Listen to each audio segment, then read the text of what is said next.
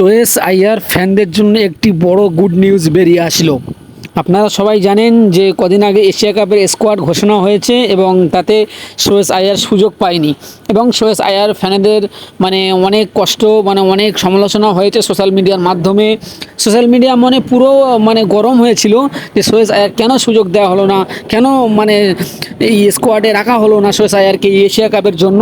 এরকম কিছু সমালোচনা হচ্ছিল সোশ্যাল মিডিয়ার মাধ্যমে এবং সোয়েস আইয়ার ফ্যানেরা খুবই রেগেছিল এবং খুবই সোশ্যাল মিডিয়া খুবই তোড়জোড় হচ্ছিল এবং ইতিমধ্যে সোয়েস আইয়ার ফ্যানদের জন্য একটি বড় গুড নিউজ বেরিয়ে আসলো।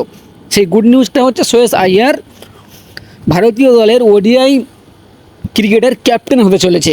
ইতিমধ্যে এরকম খবর বেরিয়ে আসছে বিসিসিআইয়ের তরফ থেকে।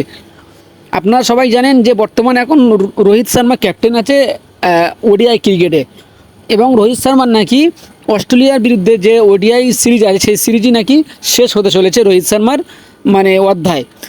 তারপরে সোয়েস আইয়ারকে ক্যাপ্টেন্সি দেওয়া হবে, এরকম খবর বেরিয়ে আসছে।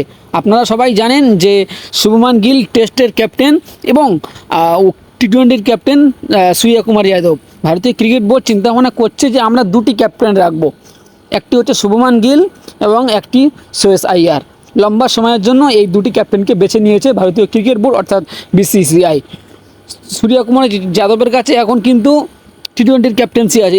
এই ক্যাপ্টেন্সি কিন্তু বেশি দিন থাকবে না, কিছুদিন পরে এই ক্যাপ্টেন্সিটা শুভমান গিলের ওপরে দিয়ে দেওয়া হবে, এরকম চিন্তাভাবনা করছে ভারতীয় ক্রিকেট বোর্ড এবং দুটি ক্যাপ্টেন রাখবে সোয়েস আইয়ার এবং শুভমান গিলকে। এরকম খবর বেরিয়ে আসছে কিছু ক্রিকেট ভিত্তিক ওয়েবসাইটের মাধ্যমে। যদি এটা হয় তবে কিন্তু ভালো হবে, কারণ সোয়েস আইয়ার ওডিআই ক্রিকেটে খুবই দুর্দান্ত অসাধারণ পারফরমেন্স করে থাকে। সোয়েস আইয়ারের ক্যাপ্টেন্সি দেওয়া উচিত এবং যে এশিয়া কাপ স্কোয়াডে রাখা হলো না এই নিয়ে খুবই সমালোচনা হয়েছে।